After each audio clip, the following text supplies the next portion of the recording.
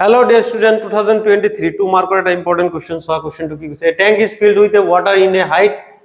of 12.5 centimeter. The apparent depth of needle lying at bottom of the tank is measured by a microscope to be 9.4 centimeter. What is the refractive index of water? Refractive index ওলাব দিছে তো ইয়াতে apparent depth আৰু real depth এৰ কথা কইছে ঠিক আছে আপাত গভীৰতা আৰু প্রকৃত গভীরতা বুলি কইছে যে এটা কি আছে ইয়াতে কি কইছে নিডল আছে বেজি আছে ঠিক আছে বেজি কোত পৰি আছে পানীৰ ভিতৰত আছে ঠিক আছে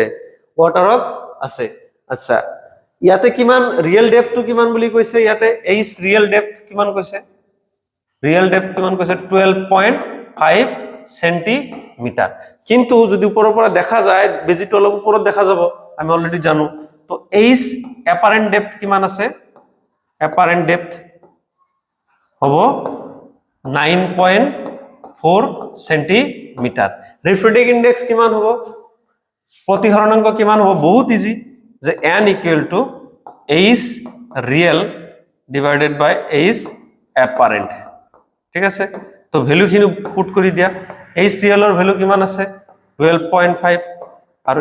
h apparent এৰ ভ্যালু কিমান আছে 9.4 এটক মই ক্যালকুলেট কৰিছো 12.5 divided by 9.4 equal to কিমান আছে 1.329 সো এটুক আমি এটু লিখিব পাৰো যে n equal to 1.32 এটু হল ৰিফ্ৰেক্টিভ ইনডেক্স ওকে ইয়াতে 2 মাৰ্ক পাই গলা থ্যাংক ইউ